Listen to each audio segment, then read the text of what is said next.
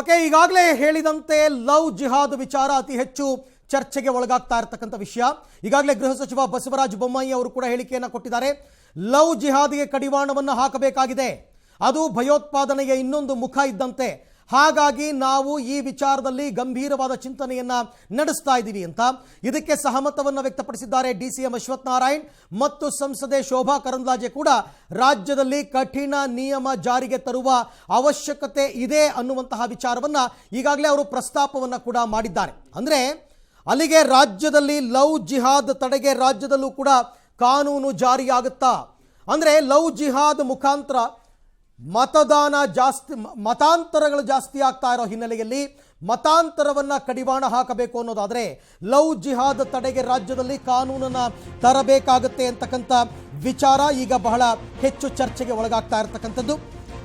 So ಹಾಗಾಗಿ ಉತ್ತರ ಪ್ರದೇಶ ಮತ್ತು ಹರಿಯಾಣ ಮಾದರಿಯಲ್ಲಿ ಕಾನೂನನ್ನ ಜಾರಿಗೆ ತರುವ ಚಿಂತನೆ ರಾಜ್ಯ ಸರ್ಕಾರ ನಡೆಸ್ತಾ ಇದೆ. ರಾಜ್ಯ ಸರ್ಕಾರದ ಮೇಲೆ ರಾಜ್ಯ ಬಿಜೆಪಿ ಘಟಕ ಮತ್ತು ಕೆಲವು ಸಚಿವರು ಕೂಡ ಒತ್ತಡವನ್ನು ಹೇರ್ತಾ ಇದ್ದಾರೆ. ಮದುವೆಗಾಗಿ ಮತಾಂತರವನ್ನ ಮಾಡಲಾಗ್ತಾ ಇದೆ, ಇದು ಮದುವೆಗೋಸ್ಕರ ಮತಾಂತರ, ಲವ್ ಜಿಹಾದ್ಗೆ ಬ್ರೇಕ್ ಹಾಕೋದಕ್ಕೆ ಕಾನೂನನ್ನ ತನ್ನಿ ಅಂತ ಈಗಾಗಲೇ ಒತ್ತಡಗಳು ಜಾಸ್ತಿ ಆಗ್ತಾ ಇದೆ. ಅಲಹಾಬಾದ್ ಹೈಕೋರ್ಟ್ ತೀರ್ಪನ್ನು ಆಧರಿಸಿ ಒತ್ತಡ ಕೂಡ ಜಾಸ್ತಿ ಆಗ್ತಾ ಇದೆ. ಉತ್ತರ ಪ್ರದೇಶ ಮತ್ತು ಹರಿಯಾಣದಲ್ಲಿ ಇದೇ ರೀತಿಯ ಕಾನೂನನ್ನ ಜಾರಿಗೆ ತರಲಾಗಿತ್ತು. ಹಾಗಾಗಿ ಈ ಕಾನೂನನ್ನ ಜಾರಿಗೆ ತರಬೇಕು ರಾಜ್ಯ ಸರ್ಕಾರ. 2021ರ ಮಧ್ಯಭಾಗದಲ್ಲಿ ಅಥವಾ ಆಗಮದಲ್ಲಿ ಅಥವಾ ಆರಂಭದಲ್ಲಿ ಈ ಕುರಿತಂತೆ ರಾಜ್ಯ ಸರ್ಕಾರ ತೀರ್ಮಾನವನ್ನು ಕೈಗೊಳ್ಳುತ್ತೆ ಅಂತಕ್ಕಂಥದ್ದು ರಾಜ್ಯ ಸರ್ಕಾರದ ಲೆಕ್ಕಾಚಾರ. ಉತ್ತರ ಪ್ರದೇಶ ಮತ್ತು ಹರಿಯಾಣದಲ್ಲಿ ಈಗಾಗಲೇ ಈ ವಿಚಾರಕ್ಕೆ ಸಂಬಂಧಪಟ್ಟಂತೆ ಕಾನೂನನ್ನು ಜಾರಿಗೆ ತರಲಾಗಿದೆ. ಕೇವಲ ಇಲ್ಲಿ ಅಂತಾನೆ ಅಲ್ಲ, 9 ರಾಜ್ಯಗಳಲ್ಲಿ ಮತಾಂತರ ನಿಷೇಧ ಕಾಯ್ದೆ ಜಾರಿಗೆ ಬರ್ತಾ ಇದೆ. ನಮ್ಮ ರಾಜ್ಯದಲ್ಲಿ ಯಾಕಾಗಬಾರದು ಅಂತಕ್ಕಂಥ ಚರ್ಚೆ ರಾಜ್ಯ ಬಿಜೆಪಿಯಲ್ಲಿ ಈ ಕುರಿತಂತೆ ಗಂಭೀರ ಚಿಂತನೆಗಳು ನಡೀತಾ ಇದೆ. ಜೊತೆಗೆ ಸರ್ಕಾರದ ಮೇಲೆ ಕೂಡ ಒತ್ತಡವನ್ನು ಹೇರ್ತಾ ಇದೆ ಬಿಜೆಪಿ ಘಟಕ. ಹಾಗಾದ್ರೆ ಲವ್ ಜಿಹಾದ್ ತಡೆಗೆ ಪ್ರತ್ಯೇಕ ಕಾನೂನು ಜಾರಿಗೆ ಬರುತ್ತಾ? 2021ಕ್ಕೆ ಹೊಸ ಕಾನೂನನ್ನ ರಾಜ್ಯ ಬಿಜೆಪಿ ಸರ್ಕಾರ ಜಾರಿಗೆ ತರುತ್ತಾ? ಮದುವೆಗಾಗಿ ಮತಾಂತರಕ್ಕೆ ಬ್ರೇಕ್ ಹಾಕುತ್ತಾ? ಮದುವೆಗಾಗಿ ನಡೀತಾ ಇರತಕ್ಕಂಥ ಮತಾಂತರ, ಇದಕ್ಕೆ ಬ್ರೇಕ್ ಹಾಕುವಂತಹ ಲೆಕ್ಕಾಚಾರವನ್ನ ರಾಜ್ಯ ಸರ್ಕಾರ ಹಾಕೊಳ್ತಾ ಇದೆಯಾ ಅಂತಕ್ಕಂಥ ಪ್ರಶ್ನೆ. ಸೊ ಹಾಗಾಗಿ ಲವ್ ಜಿಹಾದ್ಗೆ ಬ್ರೇಕ್ ಬೀಳುತ್ತಾ ಇದೆ ಇವಾಗ ಅತಿ ಹೆಚ್ಚು ಚರ್ಚೆಗೆ ಒಳಗಾಗ್ತಾ ಇರತಕ್ಕಂಥ ವಿಚಾರ. ಲವ್ ಜಿಹಾದ್ಗೆ ಬ್ರೇಕ್ ಹಾಕಬೇಕು ಅಂತಂದ್ರೆ ಕಠಿಣ ಕಾನೂನನ್ನ ಜಾರಿಗೆ ತರಬೇಕಾ ಬೇಡವಾ ಅಂತಕ್ಕಂಥ ಪ್ರಶ್ನೆ ಮೂಡ್ತಾ ಇದೆ. ಇನ್ನೂ ಕೆಲವರು ವಾದ ಮಾಡ್ತಾ ಇರತಕ್ಕಂಥದ್ದು ಲವ್ ಜಿಹಾದ್ ಅಂತಕ್ಕಂಥದ್ದೇ ಇಲ್ಲ, ಸುಳ್ಳು. ಒಬ್ಬ ಯುವಕ ಮತ್ತು ಒಬ್ಬ ಯುವತಿ ಪರಸ್ಪರ ಒಪ್ಪಿ ಮದುವೆ ಆಗೋದಾದ್ರೆ ಅದಕ್ಕೆ ಯಾರ ಅಡೆತಡೆಯೂ ಕೂಡ ಇರಬಾರದು. ಪ್ರಜಾಪ್ರಭುತ್ವದಲ್ಲಿ ಮದುವೆ ಆಗೋದಕ್ಕೆ ಸ್ವತಂತ್ರರಾಗಿರಬೇಕು. ಅವರಿಗೆ ಮದುವೆಯ ಅವಧಿ ಅಂತ ಏನು ಹೇಳ್ತಾರೆ 21 ವರ್ಷ ಮತ್ತು 18 ವರ್ಷ, ಅವರು ಮೆಜಾರಿಟಿಗೆ ಬಂದಿದ್ರೆ ಅದರಲ್ಲಿ ಯಾವುದೇ ಅಡ್ಡಿ ಆತಂಕಗಳು ಬೇಡ ಅಂತಂದ್ಬಿಟ್ಟು ಸೊ ರಾಜ್ಯ ಬಿಜೆಪಿ ಕೂಡ ಇದ್ರ ಬಗ್ಗೆ ಗಂಭೀರವಾಗಿ ಚಿಂತನೆ ನಡೆಸ್ತಾ ಇದೆ. ಬಹುತೇಕ ಈ ಎಲ್ಲ ಚುನಾವಣೆಯ ವಿಚಾರಗಳೆಲ್ಲ ಮುಕ್ತಾಯವಾಗಿ ಬಿಹಾರದ ಚುನಾವಣೆ ರಿಸಲ್ಟ್ ಬಂದು ರಾಜ್ಯದಲ್ಲಿ ಸಂಪುಟ ವಿಸ್ತರಣೆ ಮತ್ತೊಂದು ಈ ಎಲ್ಲ ಕಾರ್ಯಗಳು ಕೂಡ ಮುಗಿದ ಬಳಿಕ ಜನವರಿ 2021ರಲ್ಲಿ ಇದರ ಬಗ್ಗೆ ಹೆಚ್ಚಿನ ನಿಗಾ ವಹಿಸಿ ಒಂದು ಕಠಿಣ ಕಾನೂನನ್ನು ಜಾರಿಗೆ ತರತಕ್ಕಂಥ ಸಾಧ್ಯತೆ ಇದೆ. ಹಾಗಾದರೆ ಈ ಹೊಸ ಕಾನೂನಿನಲ್ಲಿ ಏನೇನಿರಬಹುದು ಅಂತಕ್ಕಂಥದ್ದು ಕೂಡ ತಜ್ಞರು ಕೆಲವರೆಲ್ಲ ಹೇಳ್ತಾ ಇರ್ತಕ್ಕಂಥದ್ದು ಏನು ಅಡಕವಾಗಿರಬಹುದು ಅಂತ. ಲವ್ ಜಿಹಾದಿ ಅಂತಕ್ಕಂಥದ್ದು ಸಾಬೀತಾದರೆ, ಇದು ನಿಜಕ್ಕೂ ಕೂಡ ಲವ್ ಜಿಹಾದ್ ಅಂತ ಸಾಬೀತಾದರೆ ಅದು ಶಿಕ್ಷಾರ್ಹ ಅಪರಾಧ. 1 ರಿಂದ 3 ವರ್ಷಗಳ ಜೈಲು ಶಿಕ್ಷೆಯನ್ನು ವಿಧಿಸುವಂತಹ ಸಾಧ್ಯತೆಗಳು ಕೂಡ ಇದೆ. 10ರಿಂದ 1 ಲಕ್ಷದವರೆಗೆ ದಂಡವನ್ನು ವಿಧಿಸಬಹುದು. ಅಂದರೆ ತಪ್ಪಿತಸ್ಥರು ಅಂತಂದರೆ ಪ್ರೂವ್ ಆದರೆ ಬಲವಂತ ಮತಾಂತರಕ್ಕೆ ಡಿಸಿ ವಿಚಾರಣೆ ಅಧಿಕಾರವನ್ನು ಕೊಡ್ತಾರೆ. ಆಯಾ ಜಿಲ್ಲೆಗಳ ಜಿಲ್ಲಾಧಿಕಾರಿಗಳಿಗೆ ವಿಚಾರಣೆಯನ್ನು ನಡೆಸಿ ಅವರು ವರದಿಯನ್ನು ಸಲ್ಲಿಸಬೇಕಾಗುತ್ತೆ. ಈಗಾಗಲೇ 9 ರಾಜ್ಯಗಳಲ್ಲಿ ಮತಾಂತರ ನಿಷೇಧ ಕಾಯ್ದೆ ಜಾರಿಗೆ ಬಂದಿದೆ. ಉತ್ತರ ಪ್ರದೇಶ ಮಾದರಿಯಲ್ಲಿ ರಾಜ್ಯದಲ್ಲೂ ಕೂಡ ಕಾನೂನು ಜಾರಿಗೆ ಚಿಂತನೆಯಾಗ್ತಾ ಇದೆ. ಲವ್ ಜಿಹಾದ್ಗೆ ಬ್ರೇಕ್ ಹಾಕ್ತಕ್ಕಂಥ ವಿಚಾರಕ್ಕೆ ಸಂಬಂಧಪಟ್ಟಂತೆ ನಿಮಗೆ ಮಾಹಿತಿಯನ್ನು ಕೊಡ್ತಾ ಇದ್ದೀನಿ ನಾನು. ಸೊ ಏನಿದು ಲವ್ ಜಿಹಾದಿ ಸಾಬೀತಾದರೆ ಶಿಕ್ಷಾರ್ಹ ಅಪರಾಧ ಅಂತ ನಾನು ಈಗಾಗಲೇ ಹೇಳಿದೆ. ಇದು ಪ್ರೂವ್ ಆಗಬೇಕಾಗುತ್ತೆ ಕೋರ್ಟ್ನಲ್ಲಿ. ಇದು ಲವ್ ಜಿಹಾದ್ಗೋಸ್ಕರ ನಡೆದಿರುವ ಮದುವೆ, ಸೊ ಮತಾಂತರಕ್ಕೋಸ್ಕರ ನಡೆದಿರತಕ್ಕಂಥ ಮದುವೆ ಅಂತ ಪ್ರೂವ್ ಆಗಬೇಕು. ಅದು ಯಾವುದೇ ಧರ್ಮದವರು ಆಗಿರಲಿ, ಕೇವಲ ಒಂದು ಧರ್ಮವನ್ನು ನಾವು ಇಲ್ಲಿ ಪಾಯಿಂಟ್ ಔಟ್ ಮಾಡಿ ಹೇಳ್ತಾ ಇಲ್ಲ. ಯಾವುದೇ ಧರ್ಮದ ಒಂದು ಹುಡುಗ ಅಥವಾ ಹುಡುಗಿ ಮತ್ತೊಂದು ಧರ್ಮದಲ್ಲಿ ಮದುವೆ ಆದರೆ ಈ ರೀತಿ 1 ರಿಂದ 3 ವರ್ಷ ಜೈಲು ಶಿಕ್ಷೆಯನ್ನು ವಿಧಿಸುವಂತಹ ಸಾಧ್ಯತೆ ಇದೆ. ಪ್ರೂವ್ ಆದರೆ, ಸಾಬೀತಾದರೆ 1 ರಿಂದ 3 ವರ್ಷ ಜೈಲು ಶಿಕ್ಷೆ, 10ರಿಂದ 1 ಲಕ್ಷದವರೆಗೆ ದಂಡವನ್ನು ಹಾಕಬಹುದು. ಅಂದರೆ ಕೋರ್ಟ್ಗೆ ಅದಕ್ಕೆ ಅಧಿಕಾರ ಇರತಕ್ಕಂಥದ್ದು, ಪರಮಾಧಿಕಾರ. 10ರಿಂದ 1 ಲಕ್ಷದವರೆಗೆ ದಂಡವನ್ನು ಹಾಕುವಂತಹ ಸಾಧ್ಯತೆ ಇದೆ. ಬಲವಂತ ಮತಾಂತರ ವಿಚಾರ ಏನಾದರೂ ಬಂದಾಗ ಆಯಾ ಜಿಲ್ಲೆಗಳ ಜಿಲ್ಲಾಧಿಕಾರಿಗಳು ಇದರ ವಿಚಾರಣೆಯನ್ನು ನಡೆಸಬೇಕಾಗುತ್ತೆ. ಸೊ DC-ಗೆ ಅದರ ವಿಚಾರಣೆಯನ್ನು ನಡೆಸಿ ಅವರು ರಿಪೋರ್ಟನ್ನು ಕೂಡ ಕೊಡಬೇಕಾಗುತ್ತೆ, ಕೋರ್ಟ್ಗೆ ರಿಪೋರ್ಟನ್ನು ಕೊಡಬೇಕಾಗುತ್ತೆ. ಸೊ ಈ ವಿಚಾರ ಈಗಾಗಲೇ 9 ರಾಜ್ಯದಲ್ಲಿ ಮತಾಂತರ ನಿಷೇಧ ಕಾಯ್ದೆ ಜಾರಿಗೆ ಬಂದಿರತಕ್ಕಂಥದ್ದು. ಸೊ ಹಾಗಾಗಿ ಉತ್ತರ ಪ್ರದೇಶದ ಮಾದರಿಯಲ್ಲಿ ರಾಜ್ಯದಲ್ಲೂ ಕೂಡ ಕಾನೂನನ್ನು ಜಾರಿಗೆ ತರೋದಕ್ಕೆ ಈಗ ಚಿಂತನೆಗಳು ನಡೀತಾ ಇದೆ. ಈ ವಿಚಾರಕ್ಕೆ ಸಂಬಂಧಪಟ್ಟಂತೆ ಗೃಹ ಸಚಿವ ಬಸವರಾಜ ಬೊಮ್ಮಾಯಿ ಅವರು ಮಾತನಾಡಿದ್ದಾರೆ, DCM ಅಶ್ವಥ್ ನಾರಾಯಣ್ ಮಾತನಾಡಿದ್ದಾರೆ, ಶೋಭಾ ಕರಂದ್ಲಾಜೆ ಅವರು ಕೂಡ ಇದಕ್ಕೆ ಒತ್ತಾಯಿಸಿದ್ದಾರೆ. ರಾಜ್ಯ ಸರ್ಕಾರ ಈ ಎಲ್ಲ ವಿಚಾರಕ್ಕೆ ಸಂಬಂಧಪಟ್ಟಂತೆ ಆದಷ್ಟು ಬೇಗ ತೀರ್ಮಾನವನ್ನು ಕೈಗೊಳ್ಳಬೇಕು. ಸೊ ಯಾರ್ಯಾರು ಈ ಲವ್ ಜಿಹಾದ್ ವಿಚಾರದಲ್ಲಿ ಏನೇನು ಮಾತಾಡಿದ್ದಾರೆ ಒಂದ್ಸರ್ತಿ ನೋಡೋಣ. ಇತ್ತೀಚಿನ ದಿನಗಳಲ್ಲಿ ಬೇರೆ ಬೇರೆ ಧರ್ಮಗಳ ನಡುವೆ ಕನ್ವರ್ಷನ್ ಏನಾಗ್ತಾ ಇದೆ, ಅದಕ್ಕೆ ಕೆಲವು ಶಕ್ತಿಗಳು ಅದನ್ನು ಸಂಘಟಿತವಾಗಿ ಯುವಕರಲ್ಲಿ ದಾರಿ ತಪ್ಪಿಸುವಂಥ ರೀತಿಯಲ್ಲಿ ಕಾರ್ಯಾಚರಣೆ ಆಗ್ತಾ ಇದೆ. ಇದು ಎಲ್ಲ ರಾಜ್ಯಗಳಲ್ಲಿ ಕಳೆದ 7-8 ವರ್ಷದಿಂದ ಅತಿ ಹೆಚ್ಚಾಗಿರುವಂಥದ್ದು ಕಂಡು ಬಂದಿದೆ.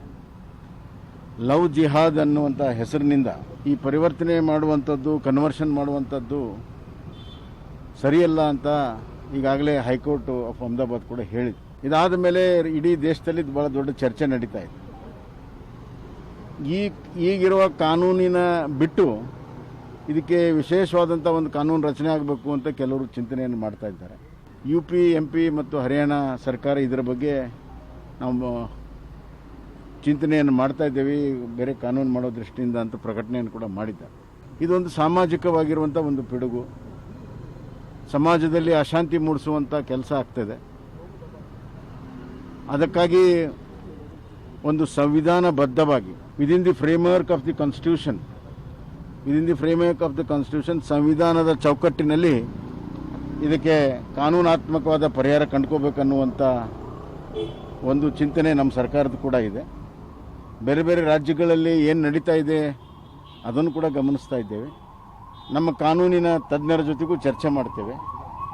ಮಾಡಿ ಬರುವಂಥ ದಿನಗಳಲ್ಲಿ ಇದನ್ನು ನಾವು ನಮ್ಮ ಸರ್ಕಾರದಲ್ಲಿ ಚರ್ಚೆ ಮಾಡಿ ಲವ್ ಜಿಹಾದ್ ಅನ್ನೋದಕ್ಕೆ ಕಡಿವಾಣ ಹಾಕುವ ಕಾನೂನು ಪ್ರಕ್ರಿಯೆಗೆ ನಾವು ಈ ಎಲ್ಲ ಸಲಹೆ ಸೂಚನೆಗಳ ಮೇಲೆ ಮುಂದುವರಿತೇವೆ.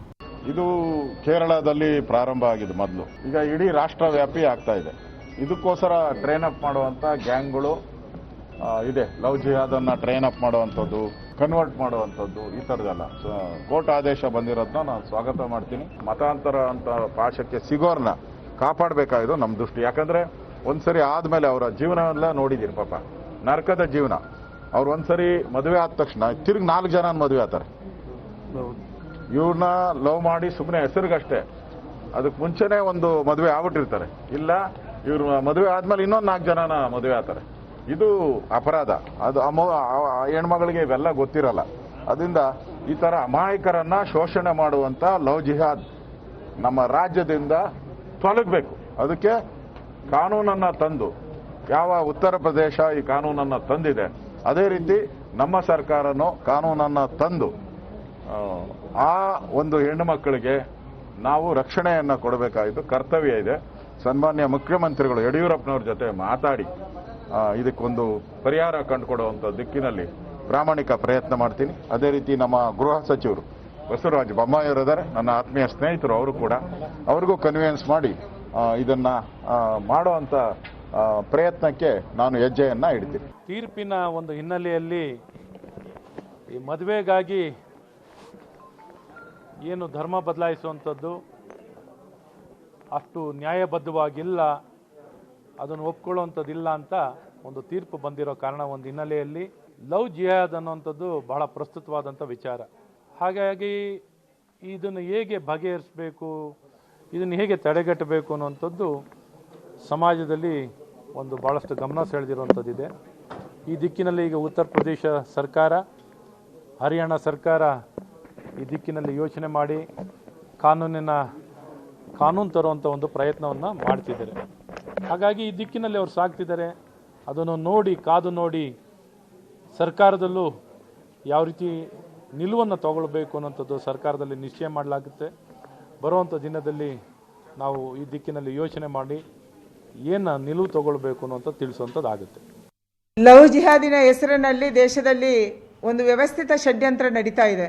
ಲವ್ ಜಿಹಾದ್ ಕೇವಲ ಪ್ರೀತಿಗೆ, ಪ್ರೇಮಕ್ಕೆ, ಮದುವೆಗೆ ಉಳಿದಿಲ್ಲ. ಲವ್ ಜಿಹಾದ್ ಇವತ್ತು ಭಯೋತ್ಪಾದಕತೆಯ ಇನ್ನೊಂದು ಮುಖ ಆಗಿದೆ. ಒಂದು ಕೋಮಿನ ಜನಸಂಖ್ಯೆಯನ್ನ ಹೆಚ್ಚು ಮಾಡುವಂತ ಒಂದು ವ್ಯವಸ್ಥಿತ ಷಡ್ಯಂತ್ರ ಆಗಿದೆ. ಅದನ್ನು ಅವರೇ ಬೇರೆ ಬೇರೆ ಭಾಗದಲ್ಲಿ ಅವರವರ ಪ್ರಾರ್ಥನಾಲಯದಲ್ಲಿ ಭಾಷಣ ಮಾಡಿರುವಂತದ್ದು ಮತ್ತು ಮಾತಾಡಿರುವಂತದ್ದು ಕೂಡ ಬೆಳಕಿಗೆ ಬರ್ತಾ ಇದೆ. ಸಮಾಜ ಪರಿವರ್ತನೆಯ ಒಂದು ಷಡ್ಯಂತ್ರ ನಡೀತಾ ಇದೆ. ಅದಕ್ಕಾಗಿ ಇವತ್ತು ಕರ್ನಾಟಕ ರಾಜ್ಯದಲ್ಲಿ, ಮುಖ್ಯವಾಗಿ ಕರಾವಳಿ ಪ್ರದೇಶದಲ್ಲಿ ಮತ್ತು ಬೆಂಗಳೂರಿನ ಬೇರೆ ಬೇರೆ ಭಾಗದಲ್ಲಿ ಈ ರೀತಿಯ ಒಂದು ಷಡ್ಯಂತ್ರವನ್ನು ತಡಿಬೇಕು ಅಂತಂದ್ರೆ ಲವ್ ಜಿಹಾದ್ ಅನ್ನ ತಡೆಯುವಂತ ಒಂದು ಕಾನೂನಿನ ಅಗತ್ಯ ಇದೆ. ಮತಾಂತರ ನಿಷೇಧ ಕಾಯ್ದೆಯ ಅಗತ್ಯ ಇದೆ. ಕರ್ನಾಟಕ ರಾಜ್ಯದಲ್ಲಿ ಅತ್ಯಂತ ಜರೂರಾಗಿ ಇದನ್ನ ಮಾಡಬೇಕಾಗಿದೆ. ಪ್ರೀತಿಸುವಾಗ ಧರ್ಮ ಅನ್ನೋದು ಅಡ್ಡ ಬರಲ್ಲ, ಮದುವೆ ಆಗ್ಬೇಕಾದ್ರೆ ಧರ್ಮ ಯಾಕೆ ಅಡ್ಡ ಬರುತ್ತೆ? ಈ ಒಂದು ಧರ್ಮಾಂಧತೆ ಕೆಲವು ಮನುಷ್ಯರಲ್ಲಿ ಅದು ಒಳಗಡೆ ರಕ್ತಗತವಾಗಿದೆ.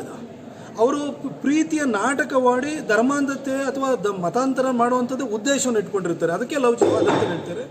ಇದನ್ನು ಕೋರ್ಟೇ ಹೇಳಿರೋದ್ರಿಂದ ಇದಕ್ಕೆ ಒಂದು ಕಾನೂನನ್ನು ತರಬೇಕು ಅನ್ನೋದು ಒಂದು ಸೂಕ್ತವಾದಂಥ. ಇದು ಬಿಜೆಪಿ ನಾಯಕರುಗಳು ಲವ್ ಜಿಹಾದ್ ವಿಚಾರಕ್ಕೆ ಕಠಿಣ ಕಾನೂನನ್ನು ಜಾರಿಗೆ ತರಬೇಕಾ ಬೇಡವಾ ಅನ್ನೋ ವಿಚಾರಕ್ಕೆ ಸಂಬಂಧಪಟ್ಟಂತೆ ಅವರವರ ಅಭಿಪ್ರಾಯಗಳು ಮತ್ತು ಸರ್ಕಾರದ ಚಿಂತನೆ ಏನು ಅಂತಕ್ಕಂಥದ್ದನ್ನು ವ್ಯಕ್ತಪಡಿಸಿದ್ದು. ಇದೇ ವಿಚಾರಕ್ಕೆ ಸಂಬಂಧಪಟ್ಟಂತೆ ಚರ್ಚೆಯನ್ನು ಆರಂಭ ಮಾಡ್ತೀನಿ. ಈಗ ನನ್ನ ಜೊತೆ 3 ಅತಿಥಿಗಳಿದ್ದಾರೆ. ನಾನು ಎಲ್ಲರೂ ಕೂಡ ಪರಿಚಯ ಮಾಡಿಕೊಟ್ಬಿಡ್ತೀನಿ. ಕಾಂಗ್ರೆಸ್ ಪಕ್ಷದ ರಾಷ್ಟ್ರೀಯ ವಕ್ತಾರರು ಬ್ರಿಜೇಶ್ ಕಾಳಪ್ಪನವರಿದ್ದಾರೆ. ಸರ್, ತಮಗೆ ಕಾರ್ಯಕ್ರಮಕ್ಕೆ ಸ್ವಾಗತ. ಹಾಗೆಯೇ ಧಾರ್ಮಿಕ ಚಿಂತಕರಾಗಿರ್ತಕ್ಕಂಥ ಅಬ್ದುಲ್ ರಜಾಕ್ ಅವರು ಬಂದಿದ್ದಾರೆ. ಸರ್, ತಮಗೂ ಕೂಡ ಕಾರ್ಯಕ್ರಮಕ್ಕೆ ಸ್ವಾಗತ. ಇನ್ನು ಪರ್ಟಿಕ್ಯುಲರ್ಲಿ VHP ಇಂದ ನನ್ನ ಜೊತೆಯಲ್ಲಿ ಅಣ್ಣಯ್ಯ ವಿನಾಯಕ್ ಜಾಯ್ನ್ ಆಗಿದ್ದಾರೆ. ಸರ್, ತಮಗೂ ಕೂಡ ಕಾರ್ಯಕ್ರಮಕ್ಕೆ ಸ್ವಾಗತ. ನೋಡೋಣ, ಚಕ್ರವರ್ತಿ ಸುಲಿಬೆಲೆ ಅವರು ಕೂಡ ಜಾಯ್ನ್ ಆಗಬಹುದು. ಮತ್ತು ಬಿಜೆಪಿಯಿಂದ ಮತ್ತೊಬ್ಬ ಅತಿಥಿಯ ನಿರೀಕ್ಷೆಯಲ್ಲಿ ಇದ್ದೀವಿ. ಬಟ್ ಚರ್ಚೆಯನ್ನು ಆರಂಭ ಮಾಡಿಬಿಡ್ತೀನಿ. ಮೊದಲಿಗೆ ನಾನು ಬ್ರಿಜೇಶ್ ಕಾಳಪ್ಪ ಅವರಿಂದನೇ ಮಾತು ಶುರು ಮಾಡ್ತೀನಿ. ಸರ್, ಈಗ ರಾಜ್ಯ ಸರ್ಕಾರದ ಚಿಂತನೆ ಉತ್ತರ ಪ್ರದೇಶದಲ್ಲಿ ಜಾರಿಗೆ ತಂದಿದ್ದಾರೆ, ಹರಿಯಾಣದಲ್ಲಿ ಜಾರಿಗೆ ತಂದಿದ್ದಾರೆ. ಬಲವಂತದ ಮತಾಂತರವನ್ನು ತಪ್ಪಿಸೋದಕ್ಕೆ ಕಠಿಣ ಕಾನೂನನ್ನು ಜಾರಿಗೆ ತರ್ತೀವಿ ಅಂತ ಇವ್ರು ಹೇಳ್ತಾ ಇರ್ತಕ್ಕಂಥದ್ದು. ಲವ್ ಜಿಹಾದ್ ಅಂತಕ್ಕಂಥದ್ದು ಭಯೋತ್ಪಾದನೆಯ ಇನ್ನೊಂದು ಮುಖ ಅಂತ ಗೃಹ ಸಚಿವರು ಹೇಳಿದರು. ತಮ್ಮ ಫಸ್ಟ್ ರಿಯಾಕ್ಷನ್? ಮೊದಲನೇದಾಗಿ ನಾನು ಹೇಳಬೇಕು ಅಂತ ಹೇಳಿದ್ರೆ, ಹರಿಯಾಣದಲ್ಲಿ ನಾನು ಕೂಡ ಅಡಿಷನಲ್ ಅಡ್ವೊಕೇಟ್ ಜನರಲ್ ಆಗಿದ್ದೆ 5 ವರ್ಷ. ಓಕೆ. ಜೊತೆಗೆ ನಾನು ತುಂಬ ವರ್ಷ ಅಲ್ಲಿ ನೋಯ್ಡಾ ಅಂದರೆ ಉತ್ತರ ಪ್ರದೇಶದಲ್ಲಿ ತುಂಬ ವರ್ಷ ವಾಸ ಇದ್ದೆ. ಓಕೆ. ಕರ್ನಾಟಕಕ್ಕೂ ಈ 2 ರಾಜ್ಯಕ್ಕೂ ಹೋಲಿಕೆನೆ ಮಾಡೋಕ್ಕೆ ಸಾಧ್ಯ. ಯಾವ ಅರ್ಥದಲ್ಲಿ?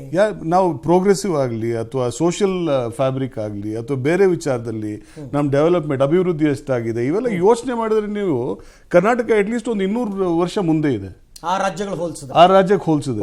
ಅದನ್ನ ಇವಾಗ ಆ ರಾಜ್ಯದಲ್ಲಿ ಏನೋ ಸರ್ಕಾರ ಇದು ಕಾನೂನು ಮಾಡಿದ್ದಾರೆ, ಅದನ್ನ ನಮ್ಮ ಸರ್ಕಾರ ಕೂಡ ಮಾಡ್ತಿದೆ ಅಂತ ಹೇಳಿದ್ರೆ ನಿಜವಾಗ್ಲೂ ಒಂಥರ ವಿಚಿತ್ರ ಅನ್ಸುತ್ತೆ. ಯಾಕೆಂತ ಹೇಳಿದ್ರೆ ಅಲ್ಲೇ ಬೇರೆ ತರ.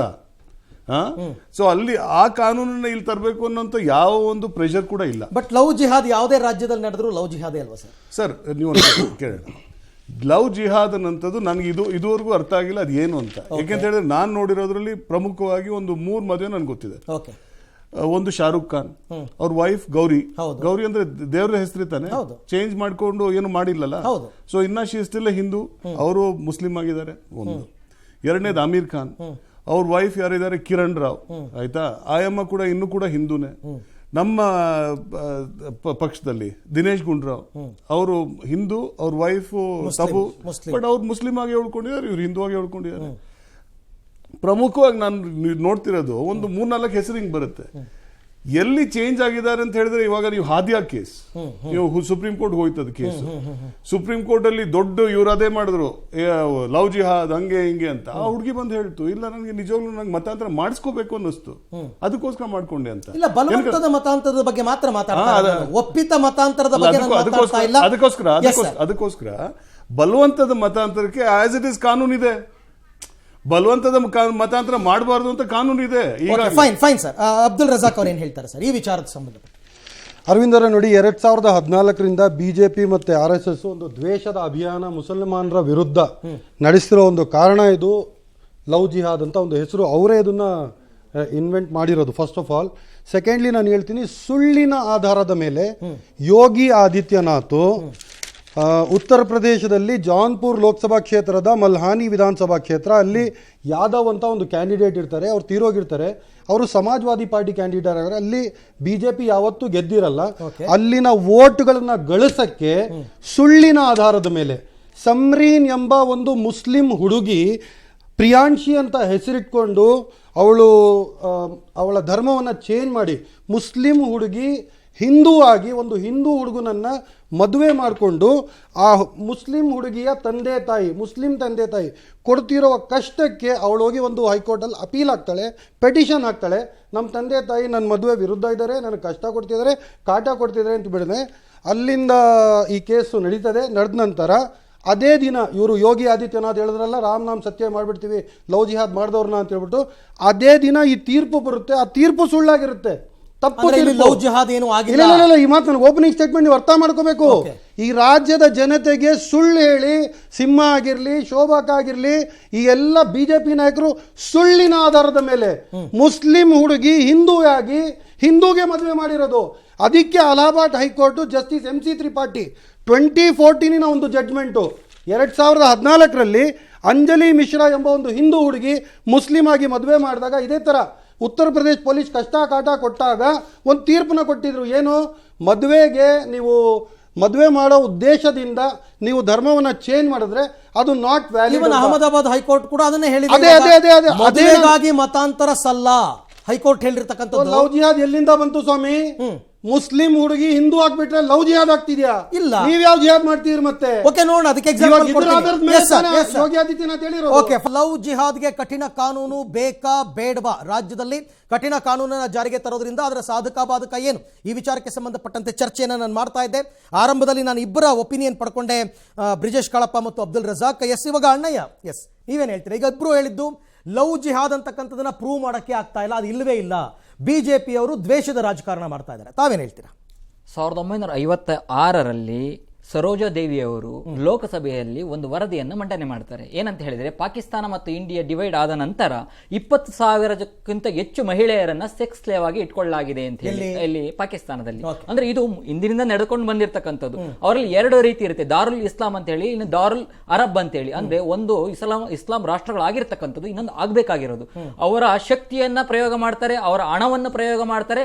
ಮೂರನೆಯದು, ಇದು ಹೊಸ ರೀತಿಯ ನಾಟಕ, ಒಂದು ಇಂಟರಪ್ಟ್ ಮಾಡಿ, ಇದು ಹೊಸ ನಾಟಕ ಲವ್ ಜಿಹಾದ್ ಅಂತ ಹೇಳಿದ್ರೆ ಏನು, ಇವಾಗ ನಮ್ಮ ಮಾಡರ್ನ್ ಇರ್ತಕ್ಕಂಥ ಮಕ್ಕಳನ್ನ ಬ್ರೈನ್ ವಾಶ್ ಮಾಡಿ ಅವರನ್ನ ಮತಾಂತರ ಮಾಡ್ಲಿಕ್ಕೆ ನೀವು ಈಗ ಕೇಳ್ಬೋದು. ಇದಕ್ಕೆ ಸಾಕ್ಷಿ ಏನು ಅಂತ ಕೇಳಿದ್ರೆ, ಇದೇ ಕೇರಳದಲ್ಲಿ 3 ಜನ ಮಕ್ಕಳು ಆತ್ಮಹತ್ಯೆಯನ್ನು ಮಾಡ್ಕೊಂತಾರೆ. ಅವ್ರ ಹೆಸರನ್ನು ಕೂಡ ಹೇಳ್ತೀನಿ ನಾನು, ವೆನಿ ಅಂತ ಹೇಳಿ, ಅನಿಲ್ಲಾ ಅಂತ ಹೇಳಿ, ಜೂಲಿಯಾ ಅಂತ ಹೇಳಿ. ಇವರು 3 ಜನ ಆತ್ಮಹತ್ಯೆ ಮಾಡಿಕೊಂಡ ಸಂದರ್ಭದಲ್ಲಿ ಕೇರಳ ಸರ್ಕಾರ ಇನ್ವೆಸ್ಟಿಗೇಷನ್ಗೆ ಅಂತ ಬಿಡುತ್ತೆ. ಆಗ ಗೊತ್ತಾದಂಥದ್ದು, ನವಾಜ್ ಹುಸೇನ್ ಅಂತ ಹೇಳಿ ಅವರ ಕ್ಲಾಸ್ಮೇಟ್ ಅವರನ್ನ ಟಾರ್ಚರ್ ಮಾಡಿ 3 ಜನನ ಮತಾಂತರ ಮಾಡಲಿಕ್ಕೆ ಪ್ರಯತ್ನ ಪಟ್ಟು ಅವರು ಆಗದೇ ಇರದ ಕಾರಣ ಕೊನೆಗೆ ಅವರು ಬೇಸತ್ತು ನೇಣು ಹಾಕೊಂತಾರೆ. ಅದೇ VS ಅಚ್ಯುತಾನಂದ್ ಅಂತ ಮುಖ್ಯಮಂತ್ರಿ ಆಗಿದ್ದಂತಹ ಕೇರಳದ CM ಅವರು, ನೀವು ನೋಡ್ಬೋದು ಬೇಕಾದ್ರೆ, ಅದನ್ನು ತೆಗೆದು ನಿಮಗೆ ಗೂಗಲ್ ಎಲ್ಲ ಕಡೆನೂ ಸಿಗ್ತದೆ, ವಿತ್ ಪ್ರೂಫ್ ಸಿಗ್ತದೆ. ಅವರು ಇನ್ವೆಸ್ಟಿಗೇಷನ್ ಮಾಡಿಸ್ತಾರೆ. PFI popular front of India ಏನಿದೆ, ಈ ಒಂದು popular front of India Taliban ಜೊತೆಗೆ ಲಿಂಕ್ ಆಗಿದೆ ಅಂತ ಹೇಳಿ ಸ್ವತಃ ನಾನು ಹೇಳ್ತಿರೋದಲ್ಲ, ಕೇರಳದ CM ಆಗಿದ್ದಂಥ ಅಚ್ಯುತಾನಂದ್ ಅವರು ಹೇಳ್ತಾರೆ. ಅವರ ಉದ್ದೇಶ ಏನಂತ ಹೇಳಿದರೆ, ಕೊನೆಗೆ ಪ್ರಕರಣವನ್ನು ಬೇಯಿಸಿದ ನಂತರ ಅವರ ಹೇಳಿಕೆಗಳನ್ನು ತಗೊಂತಾರೆ. ಆ ಹೇಳಿಕೆಗಳಲ್ಲಿ ಅವರು ಹೇಳ್ತಾರೆ ಏನಂತ ಹೇಳಿದರೆ, ನಾವು ಈ ಭಾರತವನ್ನು ಇಸ್ಲಾಂ ಮಾಡಬೇಕು, ಮೊದಲು ಈ ಕೇರಳವನ್ನು ಇಸ್ಲಾಮೈಸೇಷನ್ ಮಾಡಬೇಕು, ಹಾಗಾಗಿ ನಾವು ಮಾಡ್ತೇವೆ. ಅವರ ಎರಡು ರೀತಿ ಅಂತ ಹೇಳಿದ್ರೆ, ಒಂದು ಮನಿ ಅಂಡ್ ಮ್ಯಾರೇಜ್, ಅದೆಲ್ಲ ಬಿಟ್ಬಿಡಿ. ಮೊನ್ನೆ ನಿಖಿತ್ ತೋಮರ್ ನಿಖಿತ್ ತೋಮರ್ ಅಂತ ಹೇಳಿ, ಏನ್ ಹೇಳ್ತೀರಾ?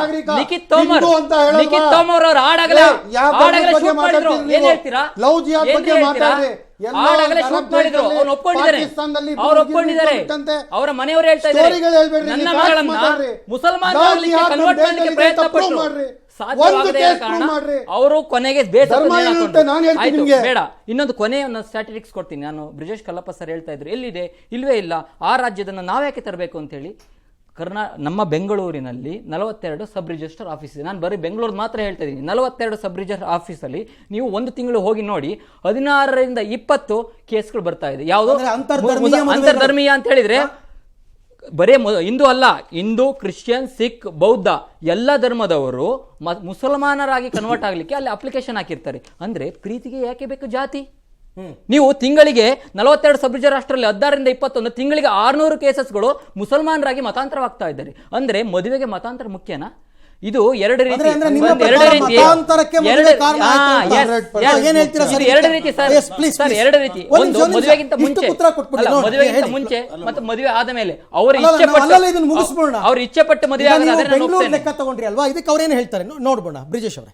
ನೋಡಿ, ಮೊದಲನೇದಾಗಿ ಬಾಬಾ ಸಾಹೇಬ್ ಅಂಬೇಡ್ಕರ್ ಏನು ಹೇಳ್ತಾರೆ, ಈ ದೇಶದಲ್ಲಿ ನೀವು ಜಾತಿ ವ್ಯವಸ್ಥೆ ತೆಗಿಬೇಕು, ಧರ್ಮದ ವ್ಯವಸ್ಥೆ ತೆಗಿಬೇಕು ಅಂತ ಹೇಳಿದ್ರೆ ಅಂತರ್ಧರ್ಮ ಅಂತರ್ಜಾತಿ ಮದುವೆ ನಡಿಲೇಬೇಕು ಅಂತ ಹೇಳ್ತಾರೆ. Okay. ಅಂದರೆ the founder of the constitution of India ಅವರೇ ಹೇಳುವಂಥದ್ದು, ಈ ಜಾತಿ ಮತ್ತು ಧರ್ಮದ ವ್ಯವಸ್ಥೆ ಏನಿದೆ ಅದು ನಮ್ಮ ದೇಶವನ್ನು ತಡೆದು ಹಾಕ್ತಾ ಇದೆ, ಅದರಿಂದ ನಮ್ಮ ದೇಶ ಮುಂದೆ ಹೋಗ್ತಾ ಇಲ್ಲ ಅಂತ. ಆಯ್ತಾ? ಇವತ್ತು ಇವರೇನು ಹೇಳ್ತಿದ್ದಾರೆ, ಇಲ್ಲ ಅಂತರ್ಧರ್ಮ ಮದುವೆ ನಡೀತಿದೆ ಅಂತ.